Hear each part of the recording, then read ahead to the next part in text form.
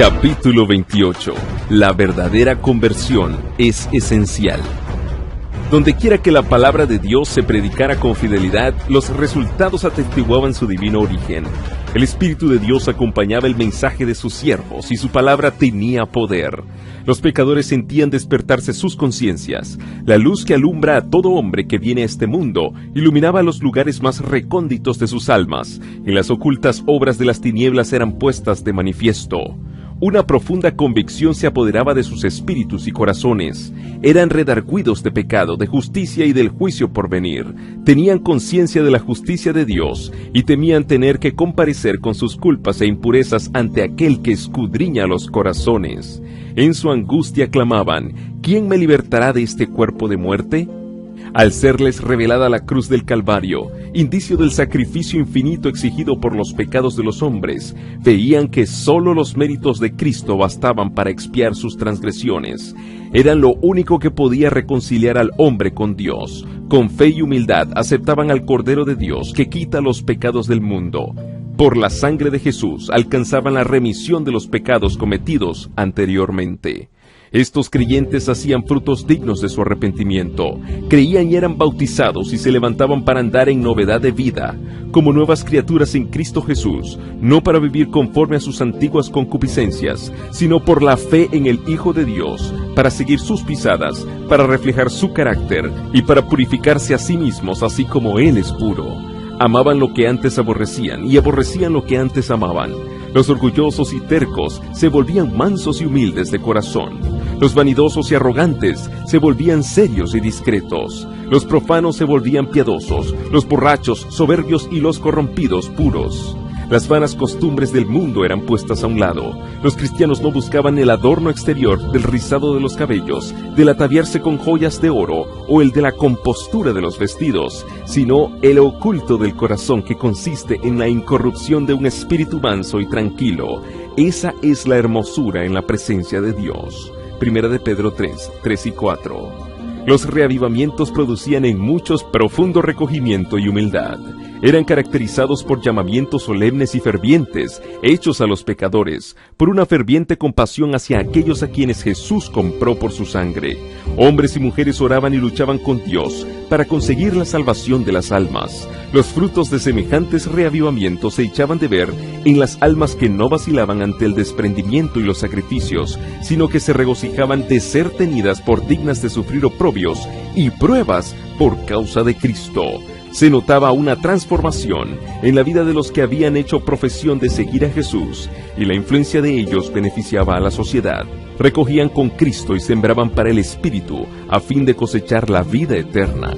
Se podía decir de ellos que fueron contristados para arrepentimiento, porque el dolor que es según Dios obra arrepentimiento saludable, de que no hay que arrepentirse, mas el dolor del siglo obra muerte. Porque he aquí, esto mismo que según Dios fuisteis contristados, cuánta solicitud ha obrado en vosotros, y aún defensa, y aún enojo, y aún temor, y aún gran deseo, y aún celo, y aún vindicación. En todo os habéis mostrado limpios en el negocio. Segunda de Corintios 7, 9 al 11.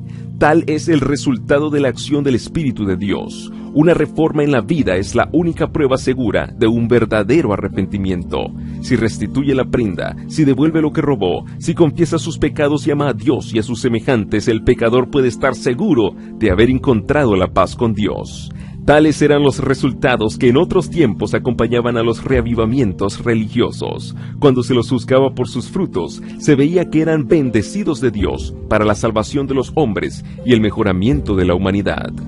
Pero muchos de los reavivamientos de los tiempos modernos han presentado un notable contraste con aquellas manifestaciones de la gracia divina que en épocas anteriores acompañaban los trabajos de los siervos de Dios. Es verdad que despiertan gran interés, que muchos se dan por convertidos y aumenta en gran manera el número de los miembros de las iglesias. No obstante, los resultados no son tales que nos autoricen para creer que haya habido un aumento correspondiente de la verdadera vida espiritual. La llama que alumbra un momento se apaga pronto y deja la oscuridad más densa que antes. Los avivamientos populares son provocados demasiado a menudo por llamamientos a la imaginación que excitan las emociones y satisfacen la inclinación por lo nuevo y extraordinario. Los conversos ganados de este modo manifiestan poco deseo de escuchar la verdad bíblica y poco interés en el testimonio de los profetas y apóstoles.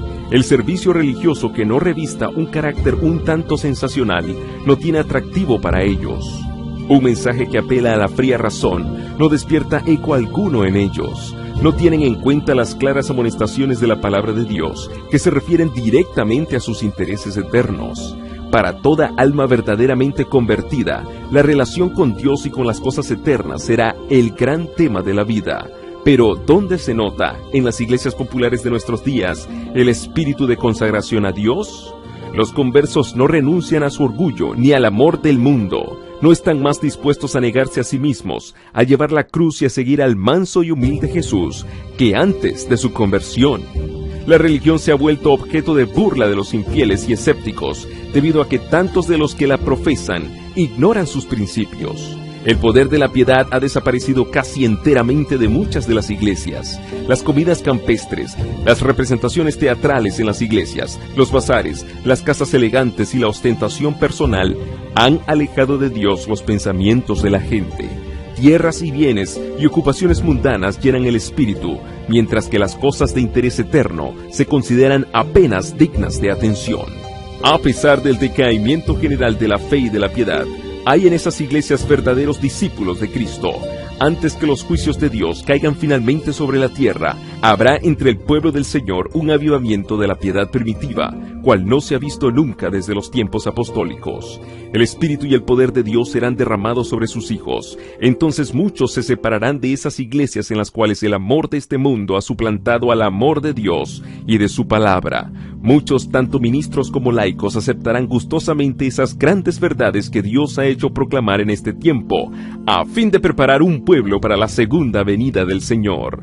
El enemigo de las almas desea impedir esta obra, y antes que llegue el tiempo para que se produzca tal movimiento, tratará de evitarlo introduciendo una falsa imitación. Hará aparecer como que la bendición especial de Dios es derramada sobre las iglesias que pueda colocar bajo su poder seductor.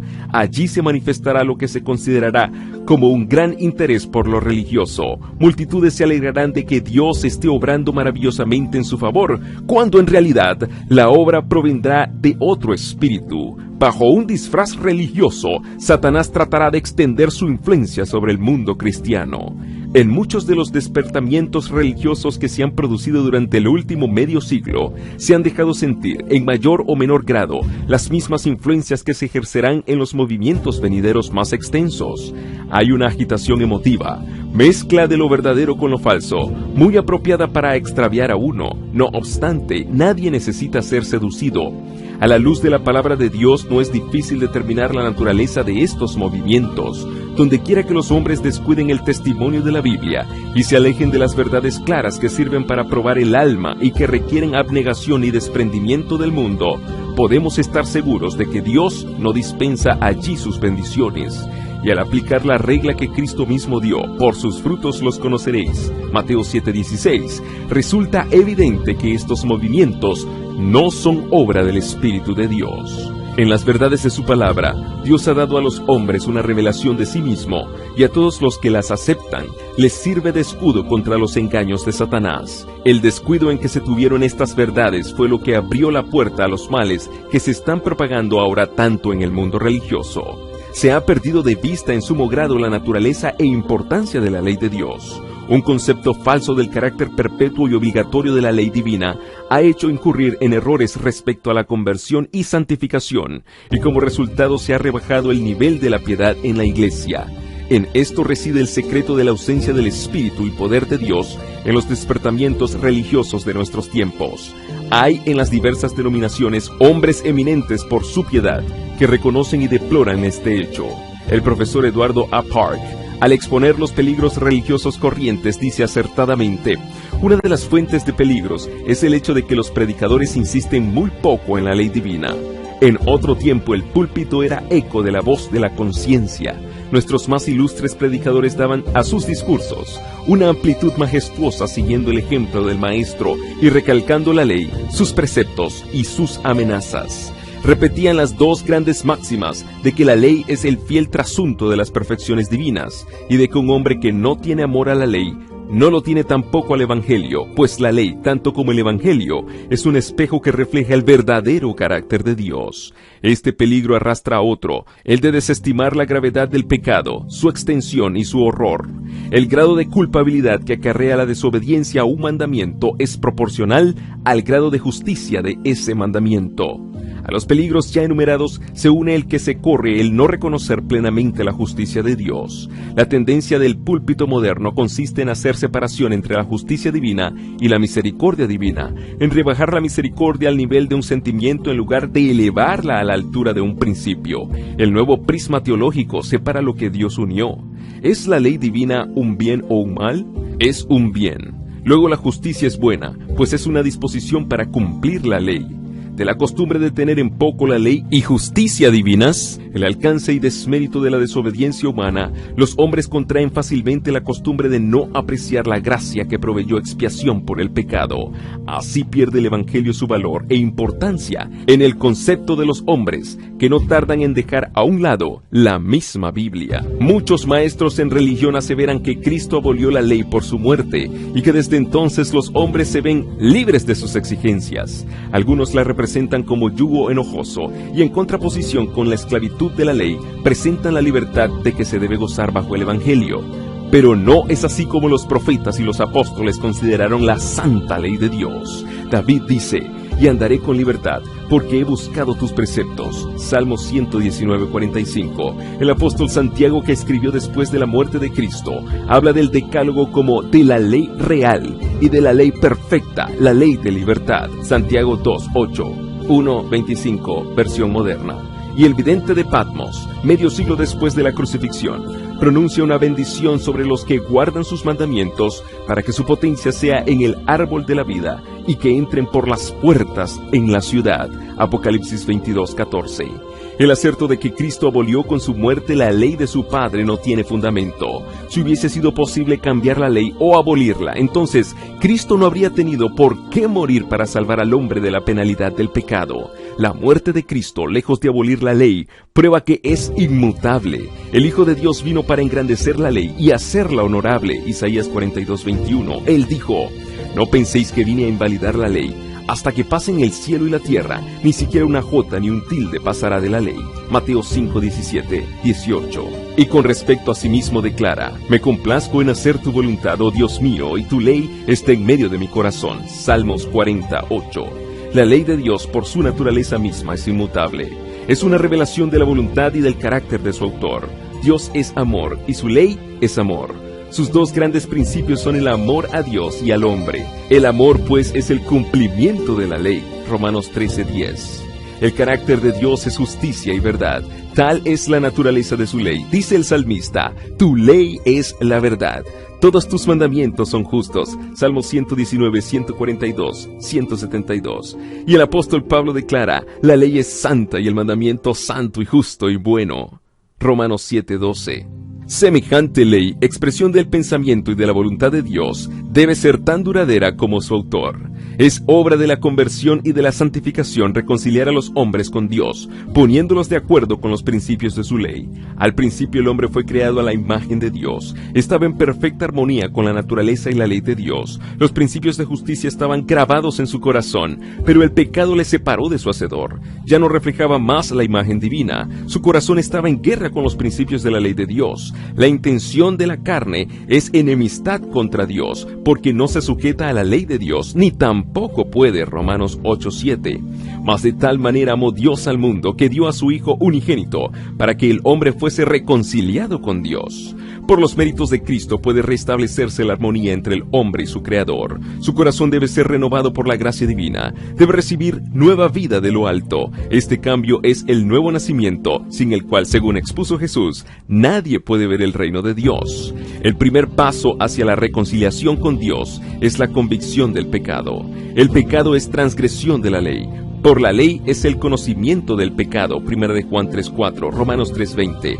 Para reconocer su culpabilidad, el pecador debe medir su carácter por la gran norma de justicia que Dios dio al hombre. Es un espejo que le muestra la imagen de un carácter perfecto y justo y le permite discernir los defectos de su propio carácter.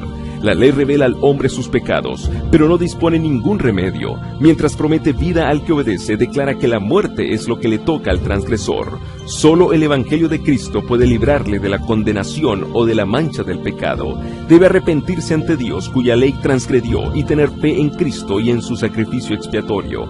Así obtiene remisión de los pecados cometidos anteriormente y se hace partícipe de la naturaleza divina. Es un hijo de Dios, pues ha recibido el espíritu de adopción, por el cual exclama: Abba, Padre. ¿Está entonces libre para violar la ley de Dios? El apóstol Pablo dice: ¿abrogamos pues la ley por medio de la fe?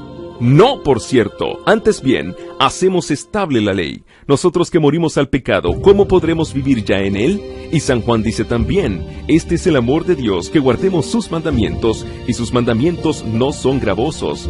Romanos 3:31, 6:2, 1 de Juan 5:3. En el nuevo nacimiento el corazón viene a quedar en armonía con Dios, al estarlo con su ley. Cuando se ha efectuado este gran cambio en el pecador, entonces ha pasado de la muerte a la vida, del pecado a la santidad, de la transgresión y rebelión a la obediencia y a la lealtad. Terminó su antigua vida de separación con Dios y comenzó la nueva vida de reconciliación, fe y amor. Entonces, la justicia que requiere la ley se cumplirá en nosotros, los que no andamos según la carne, sino según el Espíritu. Romanos 8:4. Y el lenguaje del alma será: ¿cuánto amo yo tu ley? Todo el día es ella mi meditación. Salmo 119:97. La ley de Jehová es perfecta, que convierte el alma. Salmo 19:7. Sin la ley, los hombres no pueden formarse un justo concepto de la pureza y santidad de Dios, ni de su propia culpabilidad e impureza. No tienen verdadera convicción del pecado y no sienten necesidad de arrepentirse. Como no ven su condición perdida como violadores de la ley de Dios, no se dan cuenta tampoco de la necesidad que tienen de la sangre expiatoria de Cristo. Aceptan la esperanza de salvación sin que se realice un cambio radical en su corazón ni reforma en su vida. Así abundan las conversiones superficiales y multitudes se unen a la iglesia sin haberse unido jamás con Cristo. Falsas teorías sobre la santificación debidas a que no se hizo caso de la ley divina o se la rechazó desempeñan importante papel en los movimientos religiosos de nuestros días. Esas teorías son falsas en cuanto a la doctrina y peligrosas en sus resultados prácticos, y el hecho de que hayan tan general aceptación hace doblemente necesario que todos tengan una clara comprensión de lo que las Sagradas Escrituras enseñan sobre este punto. La doctrina de la santificación verdadera es bíblica. El apóstol Pablo en su carta a la iglesia de Tesalónica declara: esta es la voluntad de Dios, es a saber, vuestra santificación. Y ruega así: el mismo Dios de paz os santifique del todo. 1 de Tesalonicenses 4:3, 5:23. La Biblia enseña claramente lo que es la santificación y cómo se puede alcanzarla. El Salvador oró por sus discípulos: santifícalos con la verdad, tu palabra es la verdad. Juan 17:17, 19. Y San Pablo enseña que los creyentes deben ser santificados por el Espíritu Santo. Romanos 15:16. ¿Cuál es la obra del Espíritu Santo? Jesús dijo a sus discípulos: cuando viniere aquel, el Espíritu de verdad, Él os guiará al conocimiento de toda la verdad. Juan 16:13. Y el salmista dice: tu ley es la verdad. Por la palabra y el Espíritu de Dios quedan de manifiesto ante los hombres los grandes principios de justicia encerrados en la ley divina. Y ya que la ley de Dios es santa, justa y buena, un trasunto de la perfección divina, resulta que el carácter formado por la obediencia a esa ley será santo. Cristo es el ejemplo perfecto de semejante carácter. Él dice: he guardado los mandamientos de mi Padre, hago siempre las cosas que le agradan. Juan 15:10, 8:29. Los discípulos de Cristo han de volverse semejantes a Él, es decir, adquirir por la gracia de Dios un carácter conforme a los principios de su santa ley. Esto es lo que la Biblia llama santificación. Esta obra no se puede realizar sino por la fe en Cristo, por el poder del Espíritu de Dios que habite en el corazón. San Pablo amonesta a los creyentes: ocupaos en vuestra salvación con temor y temblor, porque Dios es el que en vosotros obra así el querer como el hacer, por su buena voluntad. Filipenses 2:12 y 13. El cristiano sentirá las tentaciones del pecado, pero luchará continuamente contra él. Aquí es donde se necesita la ayuda de Cristo. La debilidad humana se une con la fuerza divina y la fe exclama a Dios gracias, que nos da la victoria por el Señor nuestro, Jesucristo. 1 Corintios 15:57. Las Santas Escrituras enseñan claramente que la obra de santificación es progresiva. Cuando el pecador encuentra en la conversión la paz con Dios por la sangre expiatoria, la vida cristiana no ha hecho más que empezar. Ahora debe llegar al estado de hombre perfecto, crecer a la medida de la estatura de la plenitud de Cristo. El apóstol San Pablo dice: una cosa hago, olvidando ciertamente lo que queda atrás y extendiéndome a lo que está adelante, prosigo al blanco, al premio de la soberana vocación de Dios en Cristo Jesús. Filipenses 3:13 y 14. Y San Pedro nos presenta los peldaños por los cuales se llega a la santificación de que habla la Biblia, poniendo de vuestra parte todo empeño, añadid a vuestra fe el poder, y al poder la ciencia, y a la ciencia la templanza, y a la templanza la paciencia, y a la paciencia la piedad, y a la piedad fraternidad, y a la fraternidad amor, porque si hacéis estas cosas, no tropezaréis nunca. 2 de Pedro 1, 5 al 10. Los que experimenten la santificación de que habla la Biblia manifestarán un espíritu de humildad. Como Moisés, contemplaron la terrible majestad de la santidad y se dan cuenta de su propia indignidad en contraste con la pureza y alta perfección del Dios infinito. El profeta Daniel fue ejemplo de verdadera santificación. Llenó su larga vida del noble servicio que rindió a su maestro. Era un hombre muy amado. Daniel 10:11 en el cielo. Sin embargo, en lugar de prevalerse de su pureza y santidad, este profeta tan honrado de Dios se identificó con los mayores pecadores de Israel cuando intercedió cerca de Dios en favor de su pueblo. No derramamos nuestros ruegos ante tu rostro a causa de nuestras justicias, sino a causa de tus grandes compasiones. Hemos pecado, hemos obrado impíamente. Él declara: yo estaba hablando y orando y confesando mi pecado y el pecado de mi pueblo. Y cuando más tarde el Hijo de Dios apareció para instruirle, Daniel dijo: mi lozanía se me demudó en palidez de muerte, y no retuve fuerza alguna. Daniel 9:18, 15, 20, 18. Cuando Job oyó la voz del Señor de entre el torbellino, exclamó: me aborrezco y me arrepiento en el polvo y la ceniza. Job 42:6. Cuando Isaías contempló la gloria del Señor y oyó a los querubines que clamaban: Santo, Santo, Santo es Jehová de los ejércitos, dijo abrumado: ¡ay de mí, pues soy perdido! Isaías 6:3 y 5. Después de haber sido arrebatado hasta el tercer cielo y haber oído cosas que no le es dado a hombre expresar, San Pablo habló de sí mismo como del más pequeño de todos los santos. 2 de Corintios 12, 2 al 4, Efesios 3:8. Y el amado Juan, el que había descansado en el pecho de Jesús y contemplado su gloria, fue el que cayó como muerto a los pies del ángel. Apocalipsis 1:17. No puede haber glorificación de sí mismo, ni arrogantes pretensiones de estar libre de pecado por parte de aquellos que andan a la sombra de la cruz del Calvario. Harta cuenta se dan de que fueron sus pecados los que causaron la agonía del Hijo de Dios y destrozaron su corazón, y este pensamiento les inspira profunda humildad. Los que viven más cerca de Jesús son también los que mejor ven la fragilidad y culpabilidad de la humanidad, y su sola esperanza se cifra en los méritos de un Salvador crucificado y resucitado. La santificación, tal cual la entiende ahora el mundo religioso en general, lleva en sí misma un germen de orgullo espiritual y de menosprecio de la ley de Dios, que nos la presenta como del todo ajena a la religión de la Biblia. Sus defensores enseñan que la santificación es una obra instantánea, por la cual, mediante la fe solamente, alcanzan perfecta santidad. Tan solo creed, dicen, y la bendición es vuestra. Según ellos, no se necesita mayor esfuerzo de parte del que recibe la bendición. Al mismo tiempo, niegan la autoridad de la ley de Dios y afirman que están dispensados de la obligación de guardar los mandamientos. Pero ¿será acaso posible que los hombres sean santos y concuerden con la voluntad y el modo de ser de Dios sin ponerse en armonía con los principios que expresan su naturaleza y voluntad y enseñan lo que le agrada?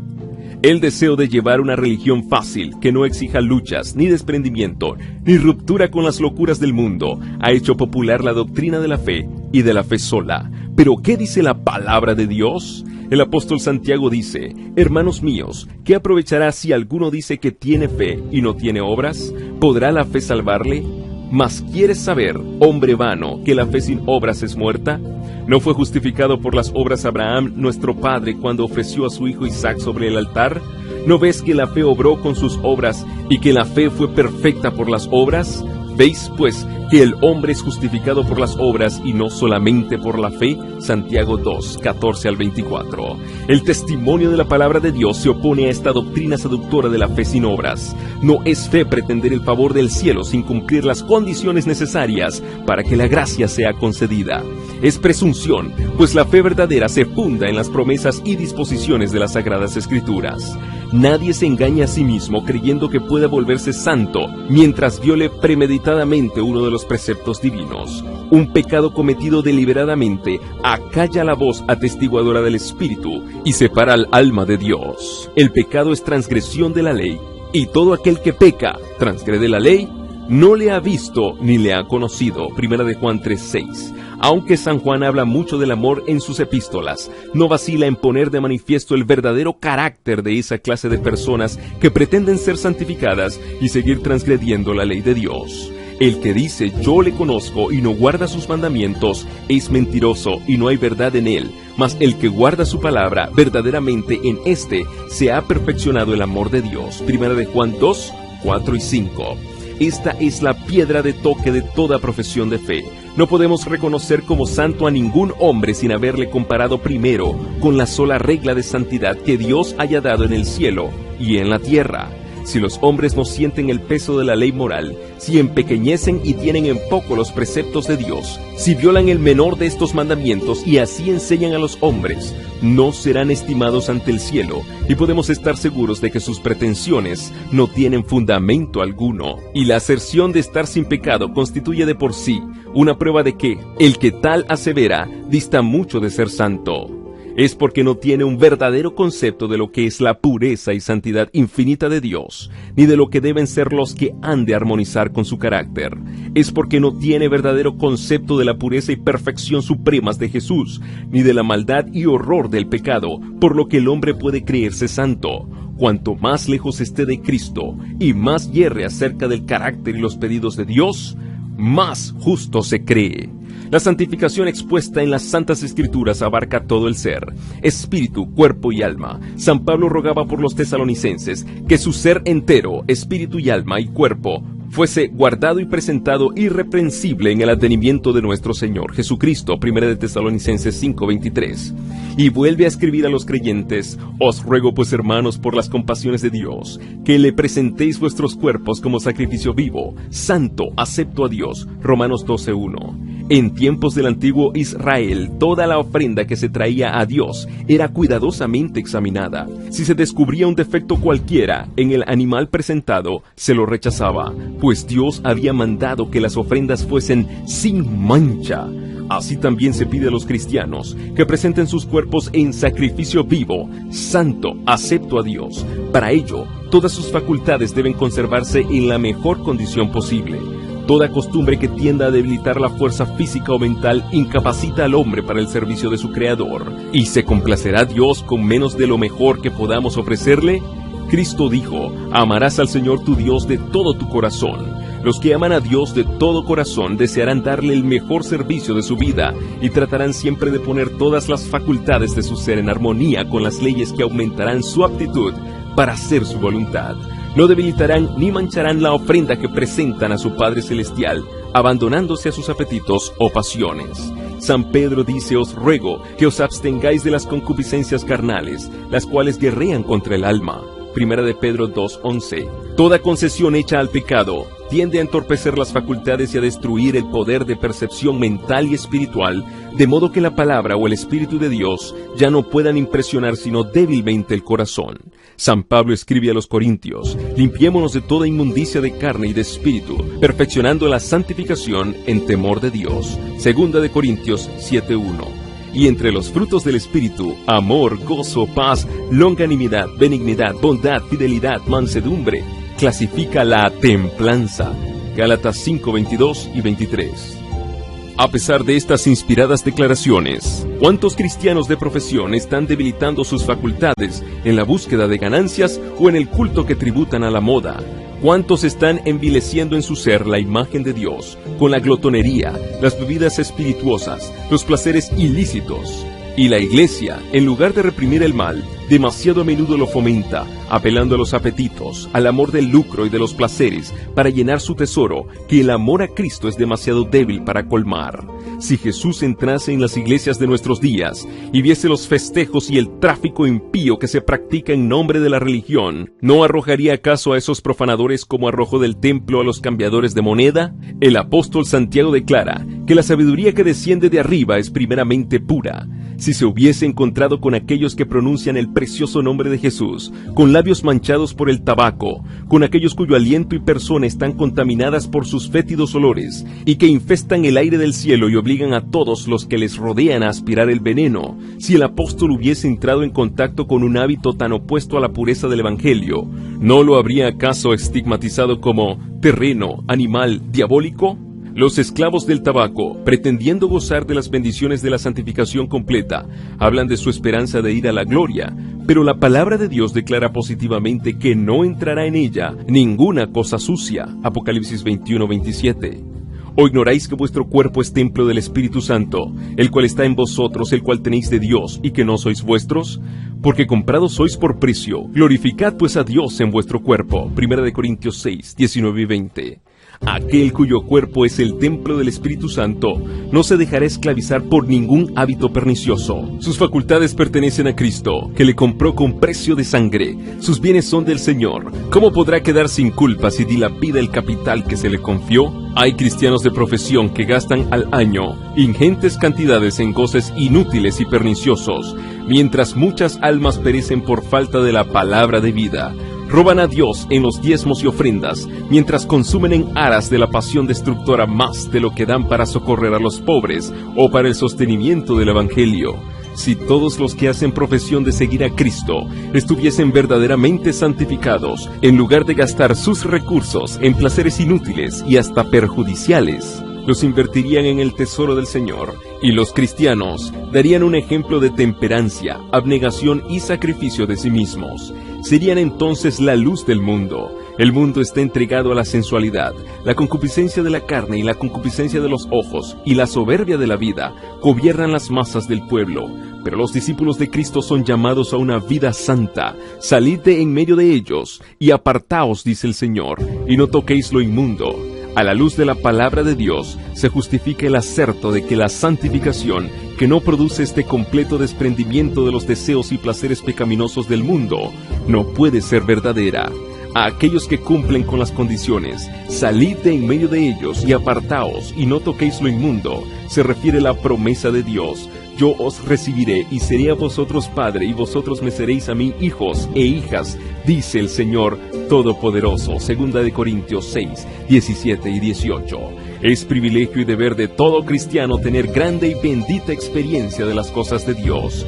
Yo soy la luz del mundo, dice Jesús. El que me sigue no andará en tinieblas, mas tendrá la lumbre de la vida. Juan 8:12.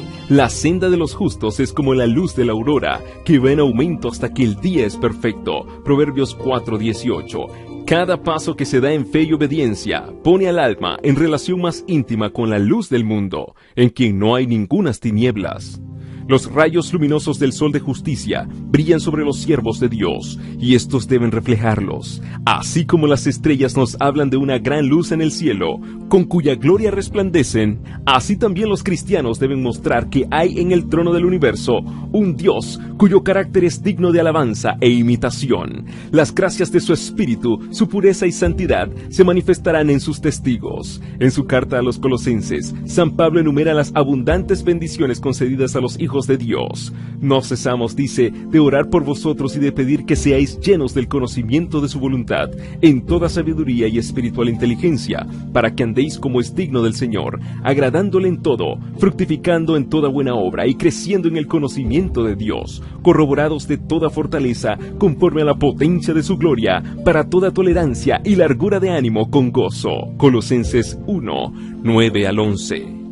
Escribe además respecto a su deseo de que los hermanos de Éfeso logren comprender la grandeza de los privilegios del cristiano. Les expone en el lenguaje más claro el maravilloso conocimiento y poder que pueden poseer como hijos e hijas del Altísimo. De ellos estaba el que fueran fortalecidos con poder por medio de su espíritu en el hombre interior y arraigados y cimentados en amor, para poder comprender con todos los santos cuál sea la anchura y la longitud y la altura y la profundidad, y conocer el amor de Cristo que sobrepuja todo conocimiento. Pero la oración del apóstol alcanza el apogeo del privilegio cuando ruega que sean llenos de ello hasta la medida de toda la plenitud de Dios. Efesios 3, 16 al 19. Así se ponen de manifiesto las alturas de la perfección que podemos alcanzar por la fe en las promesas de nuestro Padre Celestial, cuando cumplimos con lo que Él requiere de nosotros.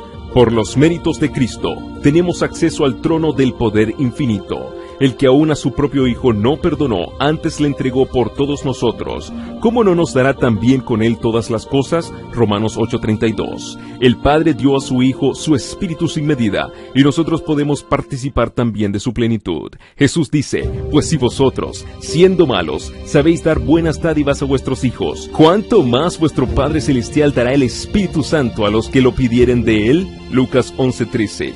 Si algo pidiereis en mi nombre, yo lo haré. Pedid y recibiréis, para que vuestro gozo sea cumplido. Juan 14:14, 16:24. Si bien la vida del cristiano ha de ser caracterizada por la humildad, no debe señalarse por la tristeza y la denigración de sí mismo. Todos tienen el privilegio de vivir de manera que Dios los apruebe y los bendiga. No es la voluntad de nuestro Padre Celestial que estemos siempre en condenación ni tinieblas. Marchar con la cabeza baja y el corazón lleno de preocupaciones relativas a uno mismo no es prueba de verdadera humildad.